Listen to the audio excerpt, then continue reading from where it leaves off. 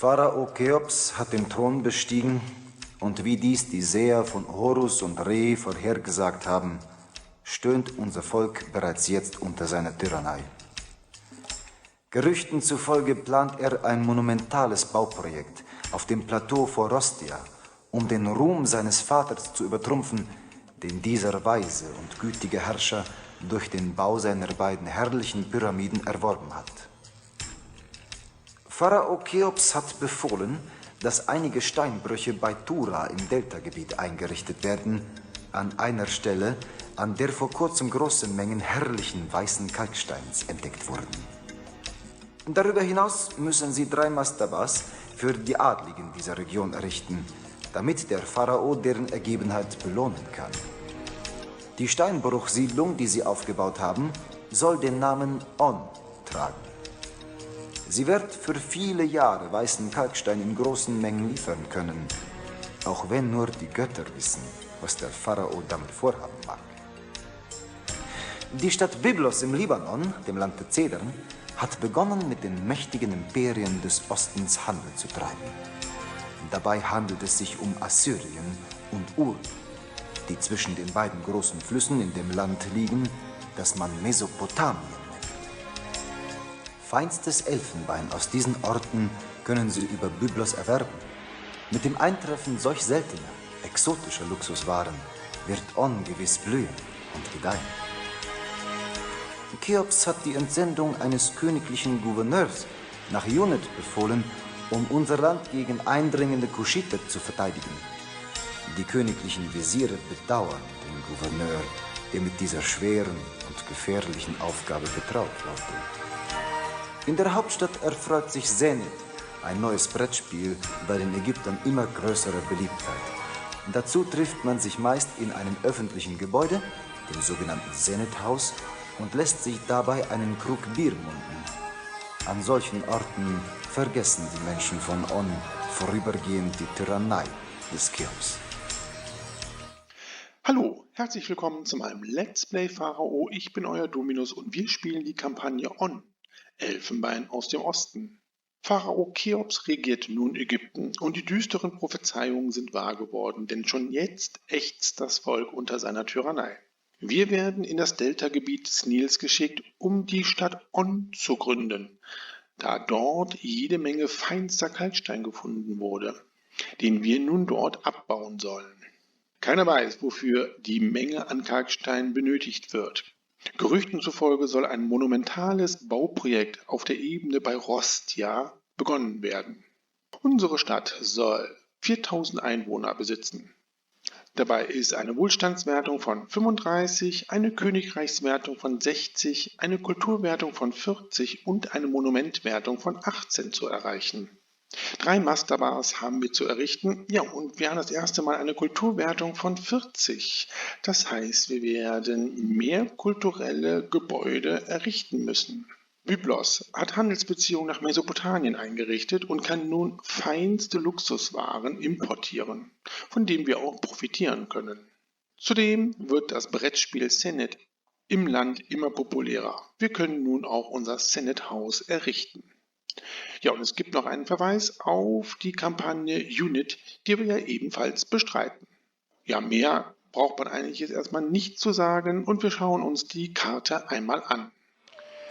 Typisch für das Nildelta verzweigt sich hier der Nil in mehrere Seitenarme und wir haben unterschiedlich große Landteile, die auch unterschiedliche Ressourcen besitzen. Hier zum Beispiel im Südwesten haben wir unser Schilfvorkommen. Dann hier die Landteile Richtung Norden haben große Flächen mit fruchtbaren Nilschlamm. Richtung Osten haben wir eigentlich nicht so viele Ressourcen. Ja, und hier im Südosten haben wir die einzigen Felsformationen, wo wir dann Kalkstein abbauen können. Und von hier werden auch unsere Siedler und unsere Händler in die Stadt gelangen. Schauen wir mal, was wir produzieren können. An Farmen haben wir Getreide- und Flachsfarmen. Des Weiteren können wir Fleisch und Wild produzieren. An Rohmaterial haben wir Ton, Kalk, Sandstein und Schilf. Und herstellen können wir Geschirr, Bier, Leinen, Papyrus und Ziegel. Schauen wir mal, mit wem wir Handel treiben können.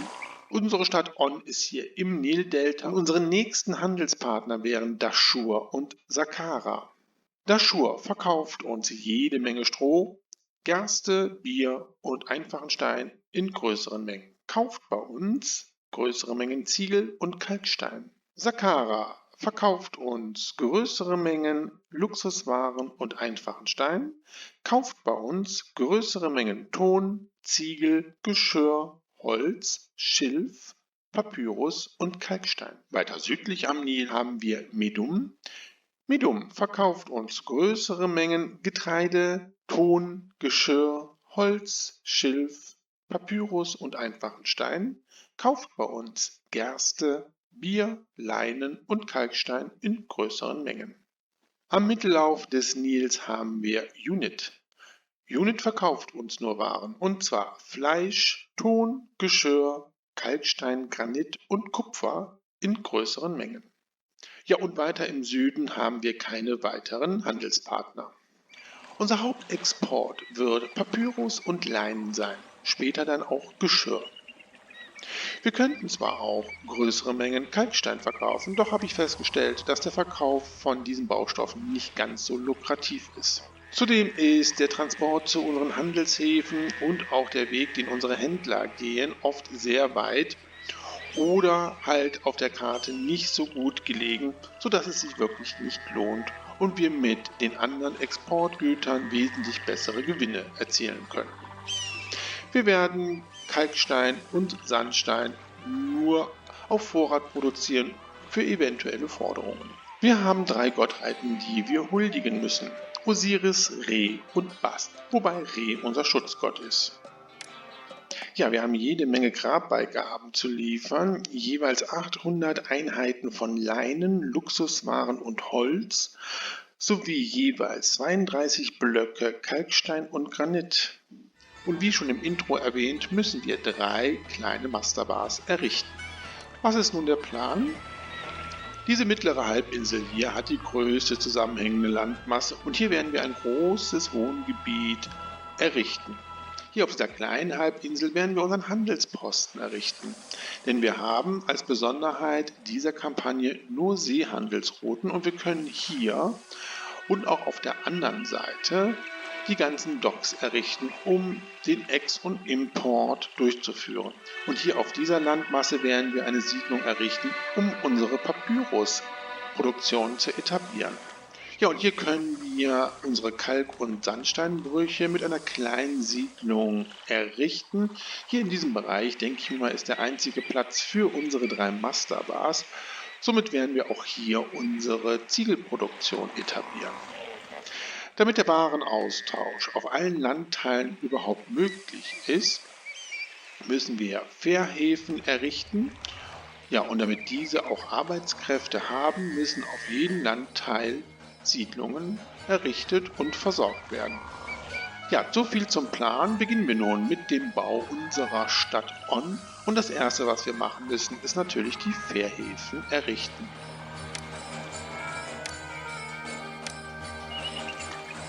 So, einmal hier und einmal hier. So, dann hier.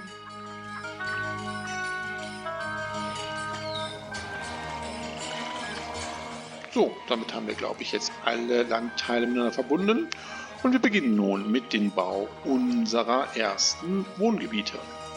Ja, wir haben jetzt hier das große Stadtgebiet vorkonzipiert und hier die kleine Siedlung für den Handelsposten sowie die etwas größere Siedlung für unsere Papyrusherstellung. Fangen wir an zu parzellieren und zwar fange ich immer mit dem Wohngebiet an, was am weitesten weg liegt. Das heißt, wir werden jetzt mal hier die Hälfte parzellieren und dann hier. Und hier müssen wir erstmal die Unterhaltungseinrichtungen auch entsprechend festlegen. Ich werde hier bei diesem großen Stadtgebiet übrigens 2 Pavillons schon errichten. Das hat den Grund, dass wir ja das erste Mal eine Kulturwertung von 40 haben. Und ich könnte mir vorstellen, dass wir 2 Pavillons brauchen bei 4000 Einwohnern. Und weil die anderen Siedlungen alle relativ klein sind und ich dort keinen Pavillon errichten kann, werde ich hier direkt 2 bauen. Ja, in dieses Stadtgebiet werden wir jetzt auch einmal komplett parzellieren. Und natürlich die Basics bauen.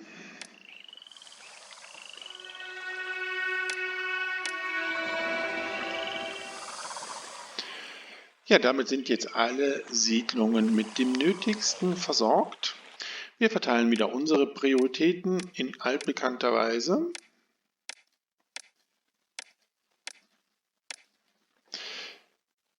Wir zahlen wieder mehr Löhne und setzen die Steuern auf 0.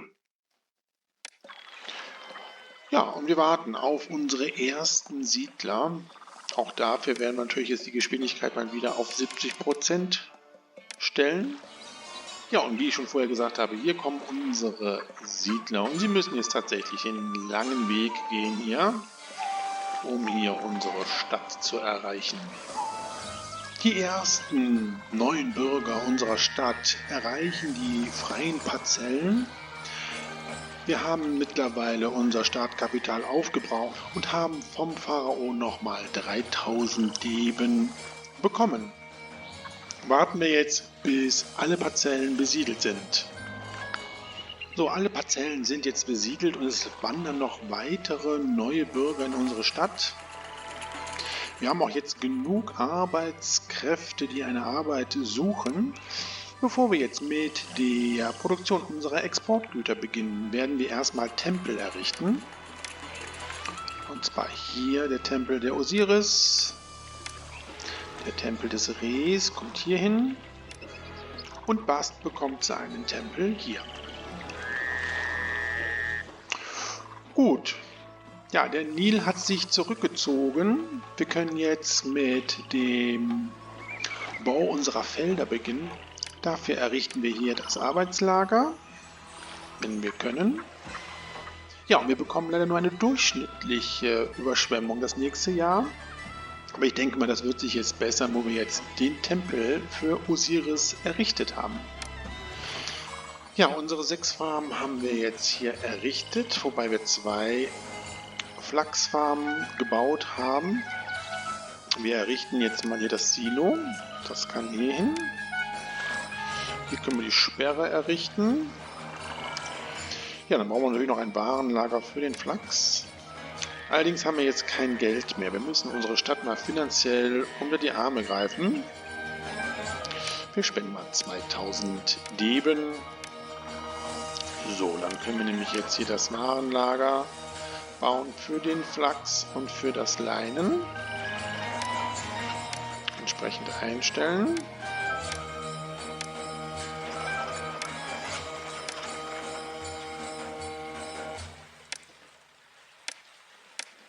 Wir brauchen einen Dock. Das kann dann jetzt hier hin. Wir sichern das hier nochmal.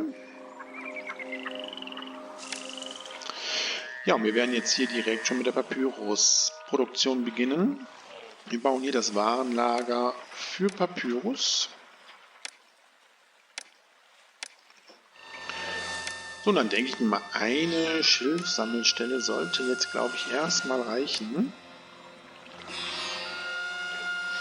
Dann bauen wir mal 4 Papyrus-Werkstätten. So, Saqqara kauft Papyrus. Das werden wir direkt mal eröffnen. Und Midum kauft Leinen. Werden wir auch eröffnen. Ja, und dann werden wir jetzt erstmal diese Exportgüter direkt auch einstellen. Alles kann verkauft werden, was wir jetzt hier produzieren.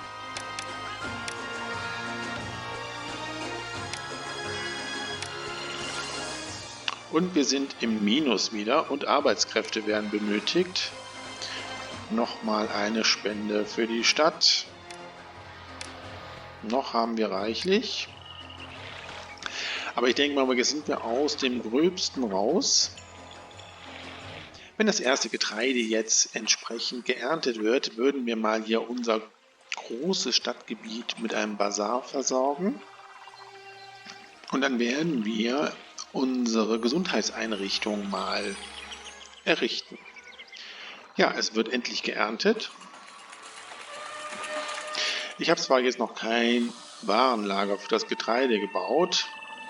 Ich denke mal, wir ernten im Moment so wenig, das kann alles direkt ins Silo gebracht werden. Aber wenn wir nachher mehr ernten, dann würde ich schon gerne mein Warenlager für Getreide auch errichten. So, dann können wir jetzt den Basar bauen. Und dieser kauft jetzt nur Getreide. Ja, und wir haben den ersten Fall von Malaria. Wo denn? Oh je, ja, hier. Gut, wir haben Schilfvorkommen, das heißt, wir müssen jetzt Apotheken errichten. Okay, das müssen wir jetzt wirklich in jeder Siedlung machen. Hier auch.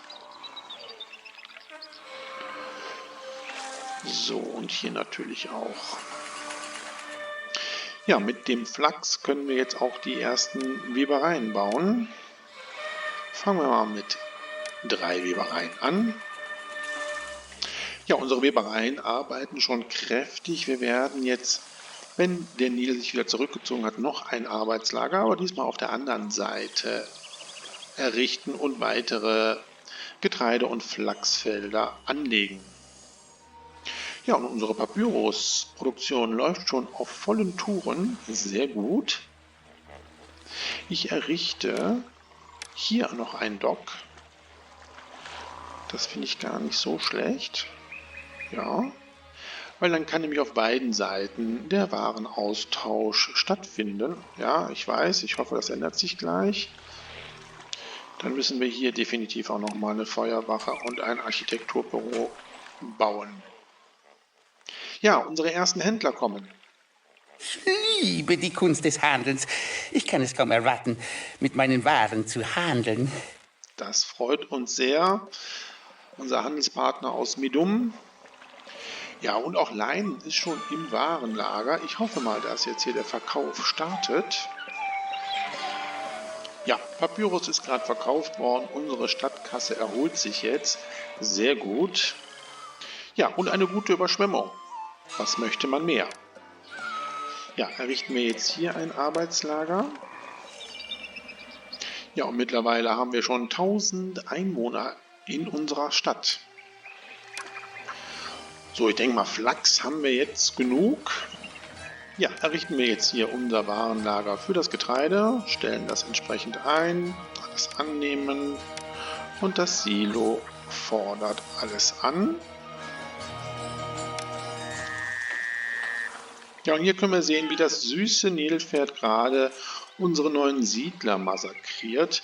Also wie gesagt, Nilpferde können wirklich da etwas anstrengend sein, aber da gibt es auch einen kleinen Trick, den wir im Laufe dieser Kampagne entsprechend anwenden werden.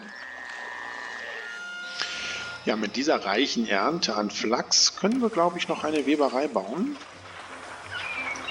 Ja, ich möchte jetzt unsere Gesundheitseinrichtung weiter bauen, und zwar die Arztpraxen. Die kommen jetzt hier hin.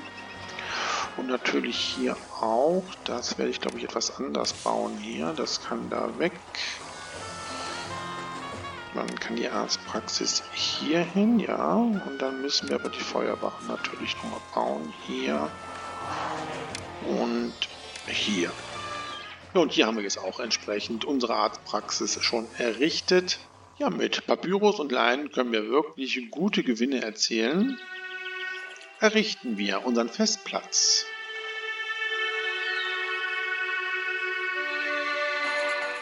Ja, wir haben schon wieder Malaria, wahrscheinlich hier in der Nähe der Schilfbestände. Gucken wir doch mal kurz nach der Gesundheitsversorgung hier, und zwar Apotheken. Ja, aber unsere Bürger haben alle Zugang zu Apotheken. Ich denke mal, das Wichtigste ist es tatsächlich, die Nahrungsmittelproduktion zu erweitern. Bauen wir nochmal ein Arbeitslager, das kann jetzt hier noch hin. Und bauen hier nochmal Getreidefarmen auf. Re ist mit uns böse. Naja, als unser Schutzgott ist das natürlich auch kein Wunder. Da werden wir jetzt erstmal ein Fest abhalten für ihn. Ja, und wir bauen ihm noch einen Tempel, das ist natürlich logisch. So, das sieht doch jetzt ganz gut aus. So, und dann baue ich nämlich mein Wohnhaus genau hier hin. So. Ja, und dieses große Stadtgebiet hat sich schon ziemlich gut entwickelt. Bin da eigentlich ganz zufrieden. Ja, jetzt ist es soweit. Der Pharao fordert 25 Blöcke Kalkstein in 36 Monaten. Ja, und wir haben unser üppiges Fest für Re. Starten wir nun mit der Kalksteinproduktion. So, unsere kleine Siedlung für die Steinbrüche habe ich errichtet. Ich habe auch hier unseren Eingang der Stadt schon mal mit einem Stadttor versehen. Bauen wir jetzt mal 2 Kalksteinbrüche. Ich denke mir mal, das müsste reichen.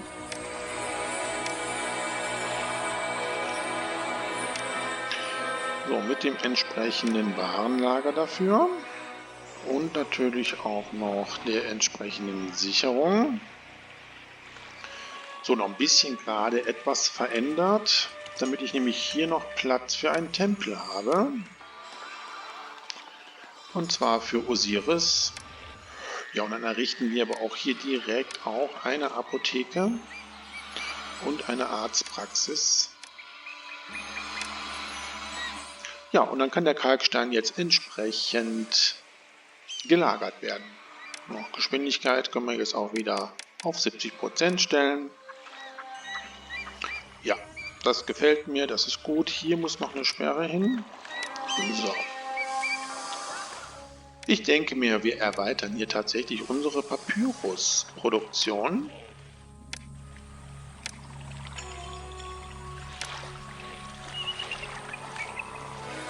Gönnen wir jetzt mal unserer Bevölkerung etwas Unterhaltung, indem wir eine Jonglierschule bauen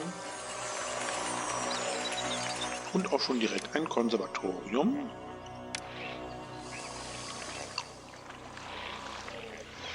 Ja, und ich möchte jetzt gerne auch mal hier dieses Wohngebiet mit Nahrung versorgen. Allerdings haben wir noch nicht so viel Getreide, dass es für die Verteilung auf die anderen Stadtgebiete reicht. Ja, eine hervorragende Überschwemmung. Wunderbar. Wir werden dieses Stadtgebiet hier mit Wild versorgen. Dafür baue ich mal 2 Jagdhöfe. Die kommen hier hin. Und dann errichten wir hier das Silo. So, und dieses Silo nimmt jetzt nur Wild an. Und später, wenn wir genug Getreide haben, können wir hier das Silo auch dann so einstellen, dass es Getreide fordert.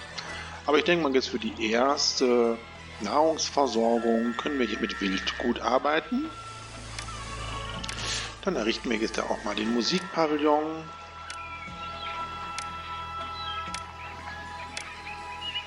Und ich denke, wir brauchen tatsächlich noch ein weiteres Dock.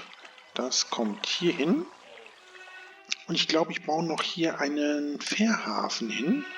Ja, hier passt es noch. Das ist super. Weil wir doch hier einen starken Warenaustausch haben. Ja, und so schnell ist Wild schon im Lager. Wir haben die Wege ja hier ganz kurz gehalten. Dann kann der Bazar direkt hier auch errichtet werden. So, und ihr kauft jetzt erstmal nur Wild.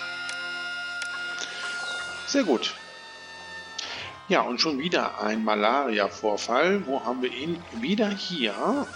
Gut, das hängt damit zusammen, dass wir hier keine Nahrungsmittel der Bevölkerung geben können. Aber das wird sich ja jetzt ändern. Dann denke ich mir mal, wird sich auch hier die Situation verbessern.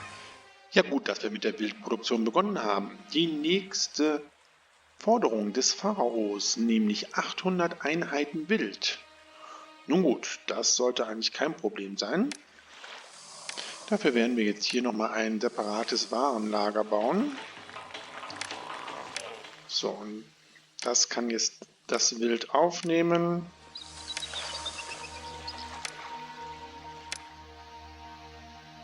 So, das kann gehamstert werden. Und das Silo nimmt kein Wild an.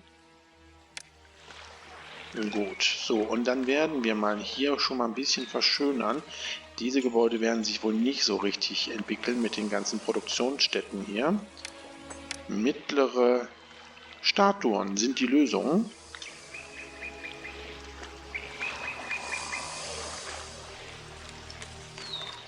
Ja, und die Forderung nach Kalkstein kann jetzt erfüllt werden. Das machen wir natürlich sofort.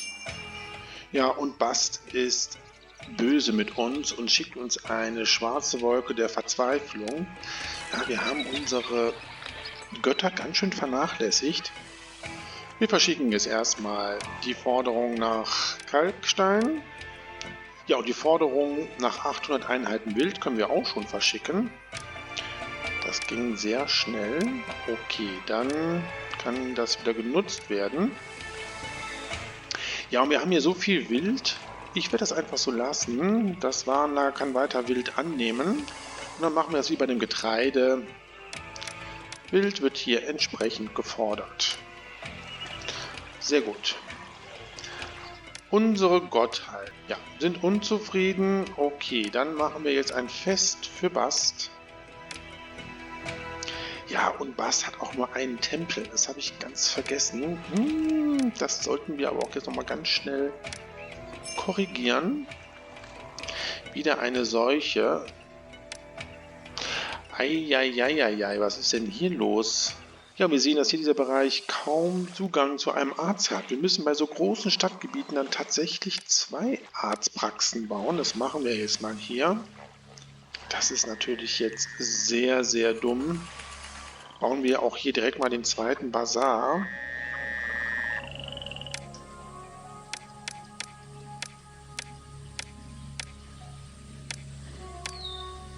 Damit wir hier wenigstens eine gute Versorgung haben. Dann hoffe ich mal, dass ganz schnell neue Bürger in unsere Stadt einziehen. Ja, und diesmal wird die Überschwemmung ausbleiben, obwohl Osiris angetan ist. Naja, gut. Wir bauen jetzt erstmal nochmal einen Tempel für Bast. Ja, Königreichswertung steigt, aber die 25 Einheiten Kalkstein zur Verfügung gestellt haben. Bitteschön. So, immer mal die Sperre erstmal hier rein. Da hatte ich ja gesagt, möchte ich noch ein weiteres Arbeitslager bauen. Und jetzt hier nochmal Flachs.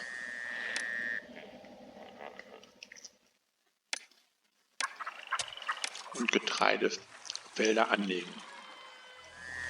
Ja, und ihr seht, jetzt haben wir wirklich jede Menge Getreide. Dieses Silo kann jetzt auch Getreide annehmen, und zwar die Hälfte. Ja, und Wild kann auch bis zur Hälfte eingelagert werden. Ja, wir sehen, dass der Output von Schilf nicht mehr ganz so stark ist. Ja, eine weitere Steigerung der Königreichswertung aufgrund der 800 Einheiten Wild. Bauen wir noch eine Schilfsammelstelle, die passt hier noch rein. Ich ändere das hier an dem Silo noch um. Auch Getreide kann jetzt bis zur Hälfte gefordert werden. So, und dann errichten wir jetzt doch mal unseren Kleinstadtpalast. Der kommt jetzt hier hin.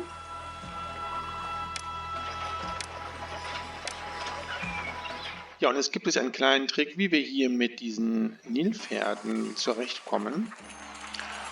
Und zwar mit Türmen. Türme in der Nähe hier der Uferlinien errichtet, beschießen auch wilde Tiere, wie zum Beispiel unsere Nilpferde. Von daher werde ich jetzt hier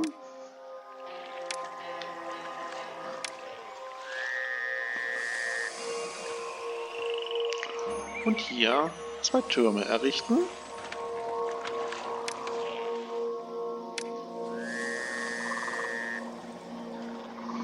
So, die müssen natürlich verbunden werden. Und was Sie natürlich auch benötigen, ist einen Drillplatz. Den Drillplatz errichten wir hier. Hier haben wir noch genug Platz. Wir brauchen ihn ja tatsächlich jetzt erstmal nur für unsere Türme. Ich muss mal schauen, ob wir noch eine Armee ausbilden müssen. Bis jetzt haben wir ja keinen Angriff zu befürchten gehabt. So, ich mache aber jetzt hier noch die Mauer zu.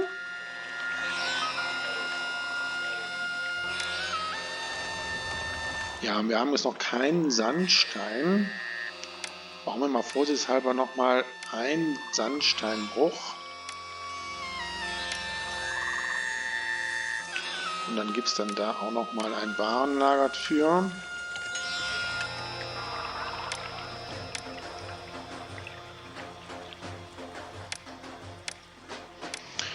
Für alle Fälle. Ich glaube, hier können wir noch einen hinbauen.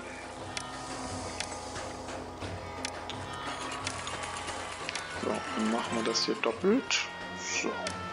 Nun ist Bast wieder glücklich mit uns und sie richtet ein Fest aus für alle Götter.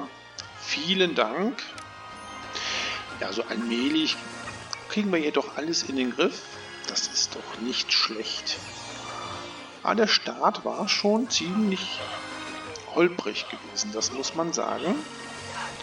Na, ich glaube, den Turm brauchen wir ja gar nicht. Den reiße ich wieder ab. Die Mitarbeiter können wir bestimmt für was anderes einsetzen. Feuer in der Stadt. Ein Jagdhof brennt. Das ist aber doof. Okay, dann kommt hier noch eine Feuerwache hin. Ja, folgendes Problem. Wir haben hier noch keine Siedlung. Diese Fährhäfen können nur Siedler übersetzen. Ja, und unsere Soldaten für die Türme kommen natürlich nicht rüber. Das ist jetzt der Zeitpunkt, um dieses Stück Land hier zu besiedeln. Ja, unsere letzte kleine Siedlung habe ich jetzt hier entsprechend errichtet und mit den Basics versorgt. Bauen wir direkt auch schon einen Tempel für Osiris. Dann bauen wir hier auch nochmal Schreine für Osiris. Hier. Für Re. Re ist unser Schutzgott, kriegt auch nochmal einen und dann noch einen für Bast. Ja, und mittlerweile haben wir 2000 Einwohner in On. Ja, und wir haben eine Segnung von Osiris, dass die nächste Überschwemmung perfekt sein wird. Wunderbar. Ja, hier unsere kleine letzte Siedlung ist jetzt auch voll besiedelt. Oh, ein Tempel ist eingestürzt. Natürlich müssen wir hier außen auch Feuerwachen und Architekturbüros bauen. Das ist logisch. Für die Versorgung dieses Wohngebietes und auch dieses werde ich jetzt hier ein Silo errichten. So, und das wird jetzt hier auch Getreide annehmen, beziehungsweise mal die Hälfte fordern. So, und jetzt sehen wir hier, unsere Türme sind besetzt und die Nilpferde sind jetzt tatsächlich verschwunden. Die Gefahr ist jetzt gebannt. Unser Drillplatz ist in Flammen aufgegangen. Ja, hier müssen wir dann auch mal Feuerwachen noch bauen. So, der Drillplatz ist wieder aufgebaut. Wir schauen jetzt mal in die Spezialkarten. Feuer. Okay, das sieht aber hier alles ganz gut aus. Ja, das sieht natürlich nicht gut aus. Hier unser Silo, was wir gerade errichtet haben. Da werden wir direkt hier eine Feuerwache und ein Architekturbüro bauen. So, und hier, das sieht eigentlich alles gut aus. Hier auch. Ja, und hier auch. Schäden. Ja. Das ist alles sehr gut. Na, das ist hier nicht so gut.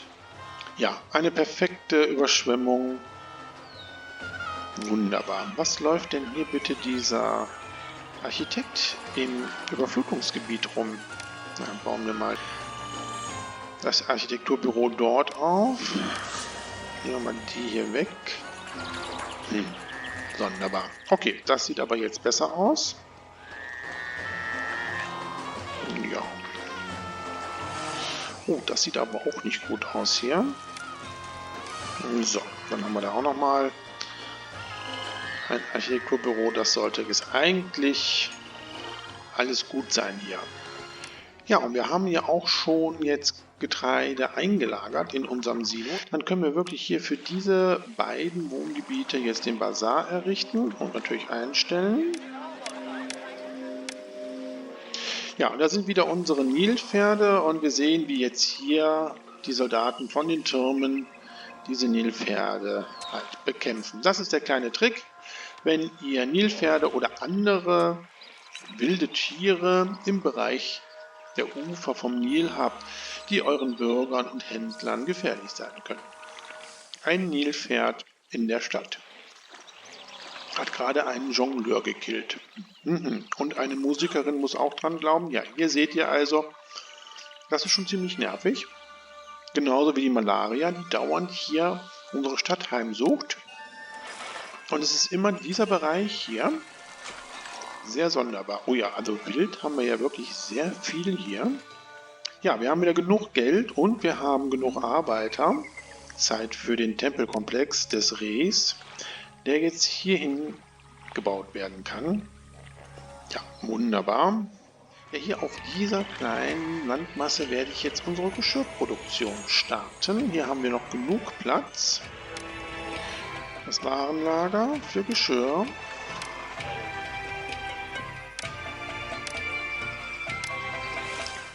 Ich denke mir mal 2 Tongruben müssten reichen.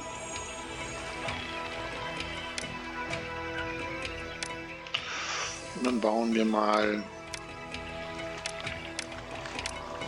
6 Töpfe rein. Ja, und hier können wir auch bis den Musikpavillon auch errichten. Und natürlich hier auch eine Arztpraxis. Ich glaube, ich baue hier auch direkt 2.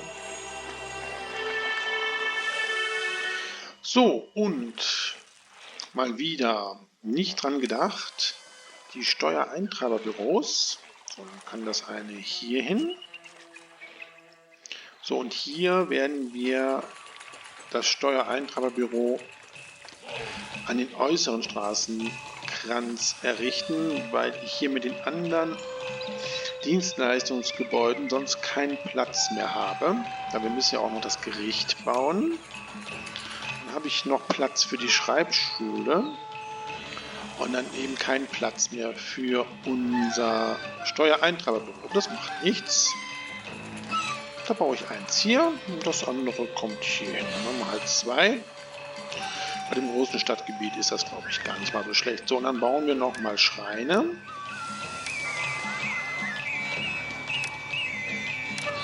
Ja, Nahrungsmittel haben wir, glaube ich, mehr als genug. Das sieht sehr gut aus hier. Ja, aber ihr seht, wir haben nicht genug Schilf für unseren Papyrushandel. Ich glaube aber auch, dass wir Schilf importieren können. Jawohl.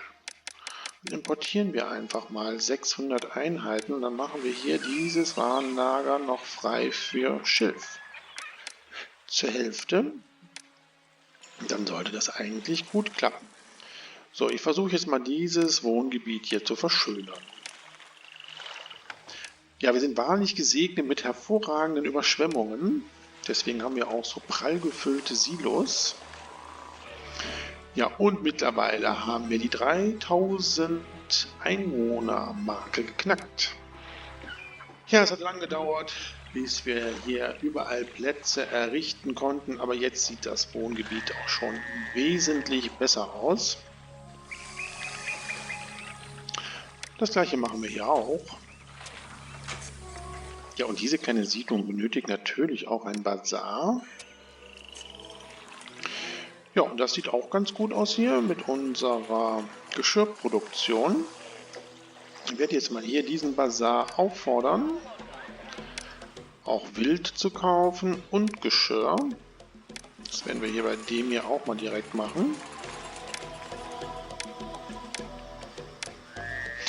Und mit dem Bevölkerungsschub, der dann entsteht, werden wir mal anfangen, unsere Masterbar zu errichten. So, jetzt möchte die Stadt Medum 25 Blöcke Kalkstein haben. Kein Problem für uns, bitteschön.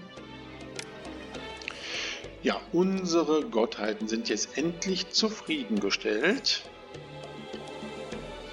Bast bekommt jetzt noch einen Tempel und Osiris einen Schrein und wir feiern ein Fest für Bast.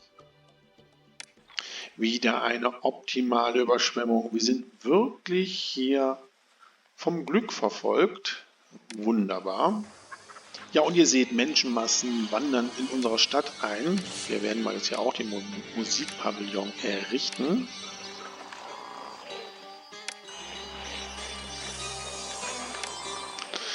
So, dafür müssen wir aber hier, glaube ich, auch nochmal eine Jonglierschule bauen. Kann hier hin. Und ein Konservatorium, das brauchen wir dann auch jetzt schon hier. Eine weitere Forderung, 500 Einheiten Wild. Ja, da haben wir mehr als genug. Und das üppige Fest. Da kommt jetzt hier nochmal das Konservatorium hin. Ja, und das Wild können wir verschicken. Ja, und hier kann auch das Steuereintreiberbüro noch errichtet werden. So. Ja, die Masterbars möchte ich ja hier in diesem Bereich errichten. Das ist auch nur der einzige Platz, den wir übrig haben, für 3 Stück. Ja, die Königreichswertung steigt, da wir den Kalkstein zur Verfügung gestellt haben. Ja, wir haben jetzt hier die 3 Masterbars bauen können. Wir müssen jetzt natürlich hier unsere Ziegelproduktion errichten. Das muss ich noch ein bisschen hier verbessern. Toll, wenn wir ganz viele Steuereintreiberbüros bauen, aber die Steuern nicht hochsetzen. Da haben unsere Bürger aber noch Glück gehabt. Aber jetzt ist Schluss damit. Aber wir werden nur 7% abkassieren. So, wir errichten mal hier ein Arbeitslager.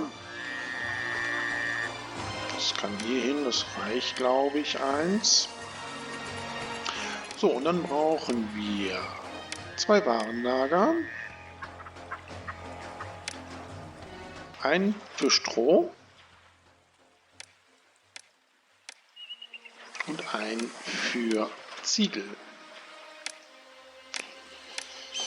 So, und dann werden wir mal hier eine Sperre errichten. So, für die Ziegelproduktion werden wir hier erstmal mittlere Statuen setzen, damit wir hier auch eine gute Attraktivität haben. Dann würde ich mal sagen, bauen wir mal hier 3 Tongruben.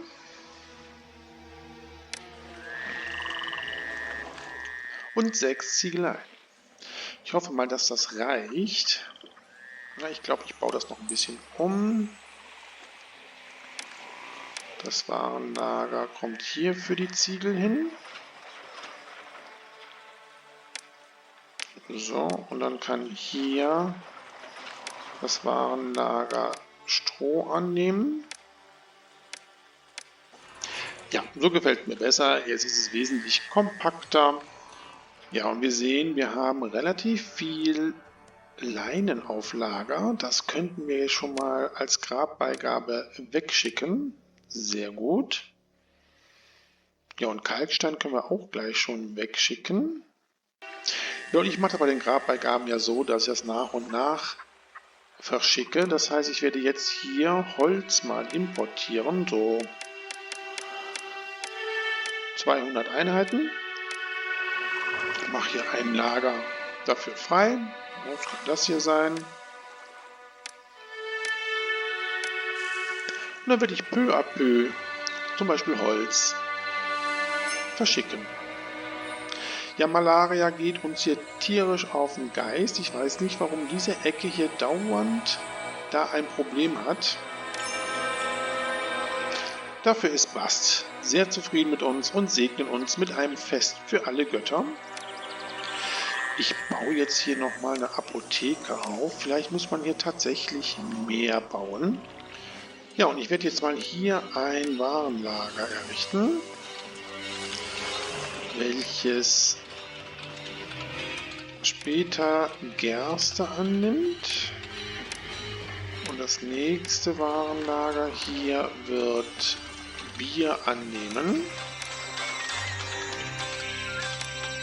Sehr gut. So, und dann kommt jetzt hier noch ein Warenlager hin. Und dieses Warenlager wird jetzt Geschirr fordern. Und zwar die Hälfte, damit wir hier eine gute Versorgung haben der Stadtgebiete mit Geschirr. Ja, und dieses Stadtgebiet werden wir jetzt auch mal verschönern.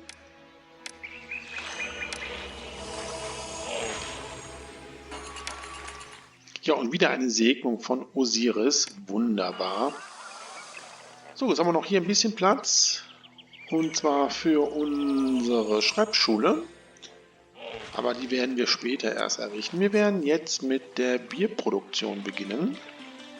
Dafür brauchen wir jetzt erstmal einen Handelspartner, der uns Gerste auch verkauft. Das ist Dashur. Da werden wir jetzt mal eröffnen hier. Und dann können wir die Gerste auch importieren. Ich denke mir mal 800 Einheiten müssten reichen. Das mit dem Bazar habe ich verkehrt gebaut hier. Der muss nochmal weg, so leid mir das tut. Ich muss die Straße hier durchführen. Dann kann der Bazar jetzt nochmal gebaut werden hier. So, Entschuldigung. So, und dann bauen wir jetzt hier die Brauereien.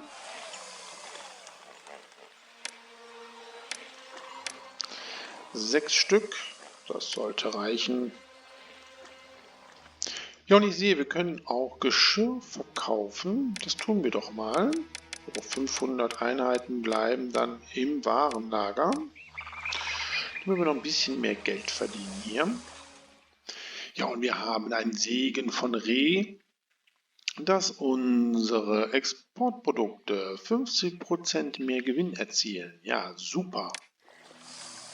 Leider haben wir immer noch kein Stroh in unserem Warenlager. Das liegt daran, dass hier dieser Fährhafen nicht besetzt ist. Ich habe jetzt mir eine Parzelle mal hier hingesetzt, weil sonst kriegen wir kein Stroh hier.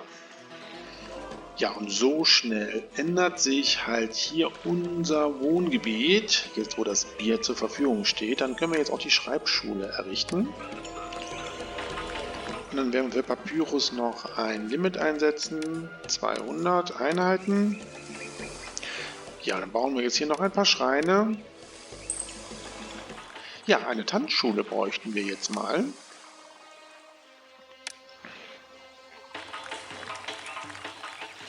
Ja, die können wir hier errichten. Da passt sie wunderbar hin. Ja, und schaut euch an, wie viele Menschen hier in unsere Stadt einwandern. Ja, und endlich ist Stroh angekommen. Unsere Ziegeleien arbeiten jetzt. Das ist doch dringend nötig, weil der Baugrund unserer Masterbar ja jetzt schon fertiggestellt ist.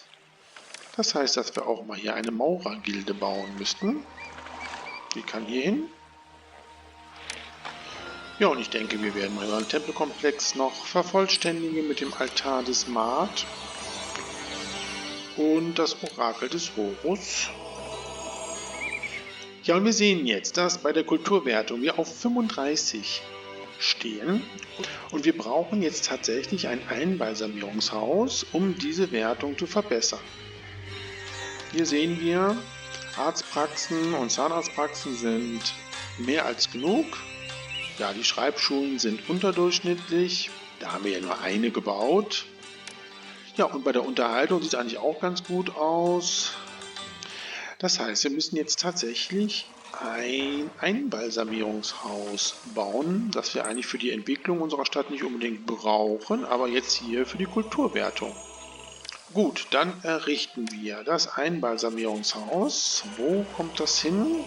Oh, diesmal nur eine durchschnittliche Überschwemmung. Dann werden wir mal ein Fest für Osiris abhalten. Ja, errichten wir das Einbalsamierungshaus hier. Dann sollten wir auch für Leinen ein Limit einstellen. So. Ja, und wir haben jetzt mittlerweile hier schon die geräumige Residenz, da wir ja Wild auch schon als zweite Nahrungsmittelart zur Verfügung gestellt haben. Und die Bürger möchten jetzt Leinen haben. Ja, stellen wir doch Leinen einfach zur Verfügung. Da haben wir doch mehr als genug.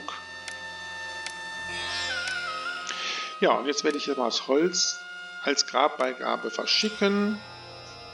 Eigentlich haben wir genug Geld. Wir werden jetzt mal 600 Einheiten Holz einkaufen. Ja, und mit dem Einbalsamierungshaus haben wir eine Kulturwertung von 50 erreicht. Das muss man wissen, dass man tatsächlich Einbalsamierungshäuser bauen muss, um eine entsprechende Kulturwertung zu bekommen, auch wenn wir keine Villen haben. Ja, eine Segnung von Bas. Unsere Basare und Häuser werden mit einem Überfluss von Nahrungsmitteln und Waren versorgt. Ja, und wir haben jetzt die Luxusresidenzen, die jetzt Luxuswaren in Form von Schmuck haben wollen, den wir natürlich nicht zur Verfügung stellen. Den brauchen wir für die Grabbeigaben. Apropos Grabbeigaben, wir könnten auch schon mal ein bisschen Schmuck importieren. Wir müssen nur ein bisschen aufpassen, dass wir uns jetzt hier nicht verhaspeln. Boah, da gehen wirklich immer 200 Einheiten. Ja, dann kann dieses hier auch die Luxuswaren annehmen. Ja, der Bau unserer Masterbar hat begonnen. Die ersten Ziegellagen sind schon aufgebaut. Ja, die 600 Einheiten Holz und auch die 200 Einheiten Schmuck sind im Lager. Holz werde ich jetzt nicht mehr importieren. Können wir alles Holz losschicken. Ja, und die 32 Blöcke Kalkstein sind auch schon auf Lager. Die können auch schon versendet werden. Sehr gut. Fehlen jetzt nur noch Luxuswaren. 600 Einheiten und die 32 Blöcke Granit. 32 Blöcke Granit ist ein Warenlager voll. Das heißt, ich bräuchte jetzt ein Warenlager, was wir füllen können. Und ich habe hier schon eins gebaut. Und das werden wir für den Granit entsprechend jetzt freigeben. Der Weg ist zwar recht weit, den unsere Karrenschieber gehen müssen. Aber wir haben ja auch noch jede Menge Zeit, da wir unsere Masterbars errichten müssen. Und wir haben nächstes Jahr wieder eine gute Überschwemmung. Sehr schön. Natürlich müssen wir auch Granit auf Import einstellen. Da brauchen wir jetzt die Handelsroute nach Unit. Und dann können wir auch den Granit entsprechend einkaufen. 32 Blöcke. Ja, wir sind wieder an einem Stand angelangt, wo wir auf die Fertigstellung unserer Monumente warten müssen. Wieder eine kleine Segnung von Bast, ein Fest für alle Götter. Wunderbar. Ja, und hier unsere Ziegelproduktion sieht auch sehr gut aus. Ich denke mir mal, wir kommen mit dem Bau unserer Masterbar gut voran. Ja, und wieder eine Forderung von der Stadt Saqqara. 28 Blöcke Kalkstein. Kein Problem für uns. Doch, es ist doch ein Problem. Wir haben nur 14 im Warenlager. Okay. Ja, dann bauen wir doch noch einen Kalksteinbruch.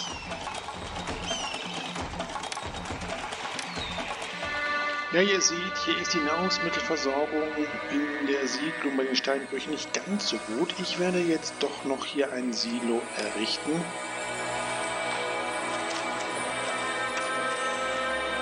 So, und das kann dann auch Getreide fordern. Dann verschönern wir das hier noch schnell.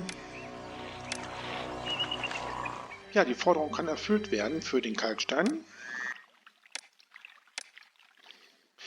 Hier haben wir was ganz Neues. Die nächste Überschwemmung wird ausbleiben. Aber ich denke mal, wir haben so viel Getreide mittlerweile. Selbst dieses Silo hier hat jetzt Getreide. Ja, und auch Bier haben wir mehr als genug im Warenlager. Ich denke, das können wir auch etwas verkaufen. Wir lassen mal so 800 Einheiten im Warenlager. So, und Luxuswaren können wir jetzt den Import ausschalten. Haben nämlich jetzt die 200 Einheiten auf Lager. Kann verschickt werden. Ja, dann haben wir jetzt nur noch die 32 Blöcke Granit. Und die haben wir auch schon im Lager. Dann können wir den Import hier auch ausschalten. Und wir können die Grabbeigabe verschicken. Ja, damit haben wir alle Grabbeigaben ausgeliefert. Die Wertung haben wir fast alle geschafft. Das Einzige, was uns jetzt fehlt, ist die Fertigstellung unserer 3 Masterbars. Ja, der Bau unserer Masterbars schreitet voran. Unsere Ziegelproduktion läuft auf vollen Touren und ich habe jetzt noch hier 2 Rinderfarmen gebaut, um die Nahrungsversorgung der Siedlung an den Steinbrüchen etwas zu verbessern. Wir haben genug Stroh, das reicht für Ziegeleien und für die Rinderfarm. Ja, mittlerweile mussten wir auch wieder Forderungen des Pharaos erfüllen nach Kalkstein und nach Wild, was aber für uns kein Problem ist. Ja, schauen wir mal, wie weit der Bau schon fortgeschritten ist. Hier diese Masterbar ist schon zu 68% fertiggestellt. Da brauchen wir insgesamt noch 13 Ladungen. Das gleiche gilt für die zweite. Ja, und die dritte, da brauchen wir noch ein bisschen mehr Zeit und Ziegel, nämlich insgesamt 18 Ladungen. Und sie ist zu 44% fertiggestellt. Da brauchen wir jetzt noch ein bisschen Zeit und wir warten mal, bis die erste Masterbar schon fertiggestellt ist. Ja, die erste Masterbar ist fertiggestellt. Und die zweite hier ist auch kurz vor der Vollendung. Da brauchen wir jetzt wirklich noch 2 Ladungen. Ja, und die dritte haben wir aber auch bald geschafft. Noch 13 Ladungen. Dann ist auch diese Masterbar fertiggestellt. Zeit, uns nochmal kurz anzuschauen. Ja, und bevor wir uns anschauen, ist die zweite Masterbar auch schon fertiggestellt. Ja, hier ist der Eingang unserer Stadt mit den Steinbrüchen und der kleinen Siedlung dafür.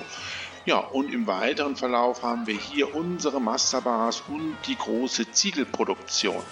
Ja, und es geht weiter hier auf diese kleine Halbinsel, wo wir unsere Geschirrproduktion haben, mit ebenfalls einer kleinen Siedlung. Ja, hier unser Stadtzentrum mit dem großen Stadtgebiet, welches wir wirklich weit entwickelt haben. Ja, und die Nahrungsmittelproduktion haben wir mit Wild, Getreide und Fleisch sichergestellt. Ja, und hier haben wir unser Handelszentrum, wo wir Leinen und Bier produzieren. Und auf der gegenüberliegenden Seite haben wir noch den großen Papyrus-Produktionsstandort mit der dazugehörigen Siedlung. Die letzte Steinlage wird zu unserer dritten Masterbar gebracht. Und da wir alle Grabbeigaben geliefert und das Bevölkerungsziel erreicht haben, werden wir die Monumentwertung jetzt auch erreichen und somit diese Kampagne beenden. Ja, wunderbar. Wir haben es mal wieder geschafft. Wir haben so entwickelt, wie der Pharao es wollte, mit jeder Menge Kalksteinbrüche. Und wir schauen, wie es weitergeht. Grandios. Die in Tura eingerichteten Minen haben allen Kalkstein geliefert, den Cheops verlangte. Zumindest bisher. Auf der Grundlage einer starken Wirtschaft, an der die produktiven Minen von Tura entscheidenden Anteil haben, hat ihre Stadt neue kulturelle und soziale Gipfel erklommen. Ja, die nächste Kampagne im Alten Reich ist Rostia, der Bau der legendären Cheops-Pyramide. Bis dahin wünsche ich alles Gute und sage Tschüss, euer Dominus.